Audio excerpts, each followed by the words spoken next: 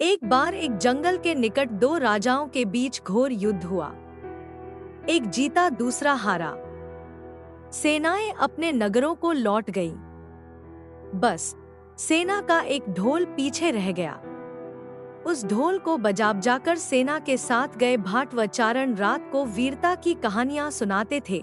युद्ध के बाद एक दिन आंधी आई। आंधी के जोर में वह ढोल लुढ़कता पुढ़कता एक सूखे पेड़ के पास जाकर टिक गया। उस पेड़ की सूखी टहनियां ढोल से इस तरह से सट गई थी कि तेज हवा चलते ही ढोल पर टकरा जाती थी और रमाड की गुंजायमान आवाज होती। एक सियार उस क्षेत्र में घूमता था। उसने ढोल की आवाज सुनी। वह बड़ा भयभीत हुआ। ऐसी अजीब आवाज बोलते पहले उसने किसी जानवर को नहीं सुना था। वह सोचने लगा कि यह कैसा जानवर है जो ऐसी जोरदार बोली बोलता है, धमाधम। सियार छिपकर ढोल को देखता रहता, यह जानने के लिए कि यह जीव उड़ने वाला है या चार टांगों पर दौड़ने वाला। एक दिन सियार झाड़ी के पीछे छुपकर ढोल पर नजर रखे था। तभी पेड़ से नीचे उतरती हुई एक गिलहरी कूदकर ढोल पर उतरी। हल्की सी ढम की आवाज भी हुई। गिलहरी ढोल पर बैठी दाना कुतरती रही। सियार बड़बड़ाया, ओह, तो यह कोई हिंसक जीव नहीं है। मुझे भी डरना नहीं चाहिए। सियार फूंक फूंक कर कदम रखता ढोल के निकट गया। उसे सूंघा। ढोल का उसे न कहीं सिर नजर आया और न पैर। तभी हवा के झोंके से टहनियां ढोल से टकराईं। ढम की आवाज हुई और सियार उछलकर पीछे जा गिरा। अब समझ आया। सियार उठने की कोशिश करता हुआ बोला, यह तो बाहर का खोल है। जीव इस खोल के अंदर है। आवाज बता रही है कि जो कोई जीव इस खोल के भीतर रहता है वह मोटा ताजा होना चाहिए, चर्बी से भरा शरीर। तभी ये ढमढम की जोरदार बोली बोलता है। अपनी मांद में घुसते ही सियार बोला, ओ सियारी, दावत खाने के लिए तैयार हो जा। एक मोटे ताजे शिकार का पता लगा कर आया हूँ। सियारी पूछने लगी, तुम उसे मारकर क्यों नहीं लाए? सियार ने उसे झिड़की दी, क्योंकि मैं तेरी तरह मूर्ख नहीं हूँ। वह एक खोल के भीतर छिपा बैठा है। खोल ऐसा है कि उसमें दो तरफ सूखी चमड़ी के दरवाजे हैं। मैं एक तरफ से हाथ डाल उसे पकड़ने की कोशिश करता तो वह दूसरे दरवाजे से न भाग जाता। चांद निकलने पर दोनों ढोल की ओर गए। जब वे निकट पहुंच ही रहे थे कि फिर हवा से टहनियां ढोल पर टकराईं और ढमढम की आवाज निकली। सियार सियारी के कान में बोला, सुनी उसकी आवाज? जरा सोच, जिसकी आवाज ऐसी गहरी है वह खुद कितना मोटा ताजा होगा। दोनों ढोल को सीधा कर उसके दोनों ओर बैठे और लगे दांतों से ढोल के दोनों चमड़ी वाले भाग के किनारे फाड़ने। जैसे ही चमड़ियां कटने लगी, सियार बोला, होशियार रहना। एक साथ हाथ अंदर डाल शिकार को दबोचना है। दोनों ने हूं की आवाज के साथ हाथ ढोल के भीतर डाले और अंदर टटोलने लगे। अंदर कुछ नहीं था। एक दूसरे के हाथ ही पकड़ में आए। दोनों चिल्लाए, हैं? यहाँ तो कुछ नहीं है, और वे माथा पीट कर रह गए। सीख, बड़ी बड़ी शेखी मारने वाले लोग भी ढोल की तरह ही अंदर से खोखले होते हैं। यह कहानी सुनने के बाद पिंगलक ने कहा, भाई, मैं क्या करूं? जब मेरा पूरा परिवार और सभी साथी भयभीत होकर भागने पर तुले हैं, तो अकेला मैं ही कैसे धैर्य से रह सकता हूँ? दमनक ने कहा, इसमें आपके सेवकों का क्या दोष है? जैसा मालिक करेगा वैसा ही सेवक करेंगे। तो भी आप तब तक यहाँ ठहरिए जब तक मैं उस आवाज के विषय में ठीक ठीक पता न लगा लूं। पिंगलक ने आश्चर्य से पूछा, क्या तुम वास्तव में वहाँ जाने की सोच रहे हो? दमनक ने जवाब दिया, स्वामी की आज्ञा से तो योग्य सेवक कोई भी काम कर सकता है, चाहे उसे सांप के मुंह में हाथ डालना पड़े या समुद्र ही पार करना पड़े। राजाओं को चाहिए कि ऐसे ही सेवक को सदा अपने निकट रखें।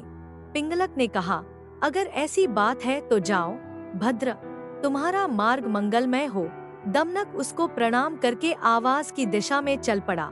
पिंगलक को पछतावा होने लगा कि मैंने बेकार ही दमनक की बातों में आकर उसे अपने मन का भेद बता दिया। उसका क्या विश्वास! पहले मंत्री का पद छिन जाने के कारण वह खिन्न तो है ही, बदला लेने के लिए यह भी तो हो सकता है कि दमनक लालच में आकर शत्रु से मिल जाए और बाद में घात लगाकर मुझको ही मरवा दे। खैर, अब तो एक ही रास्ता है कि कहीं दूसरी जगह छिपकर दमनक के आने की राह देखी जाए। उधर दमनक खोजते खोजते संजीवक के पास पहुंचा तो उसकी खुशी का ठिकाना न रहा। जिसके डर से सिंह की जान निकल रही थी, वह तो यह मामूली सा बैल है। दमनक इस स्थिति से लाभ उठाने की सोचने लगा। अब तो इस बैल से संधि या विग्रह कुछ भी करके पिंगलक को सहज ही अपने वश में किया जा सकता है। यही सोचता सोचता वह लौटकर पिंगलक के पास पहुंचा। पिंगलक उसे आते देख संभल कर बैठ गया। दमनक ने पिंगलक को प्रणाम किया। पिंगलक ने पूछा, तुमने उस भयंकर प्राणी को देखा क्या? दमनक ने कहा, आपकी कृपा से मैं उसे देख आया हूँ। पिंगलक को आश्चर्य हुआ। सच? पिंगलक ने अपनी झेंप मिटाने के लिए कहा, तो फिर उस बलवान जंतु ने तुम्हें छोड़ कैसे दिया? शायद उसने इसीलिए तुमको छोड़ दिया होगा कि बलशाली लोग अपने समान बलवाले से ही बैर या मित्रता करते हैं। कहाँ वह महाबली और कहाँ तुम जैसा तुच्छ विनम्र प्राणी।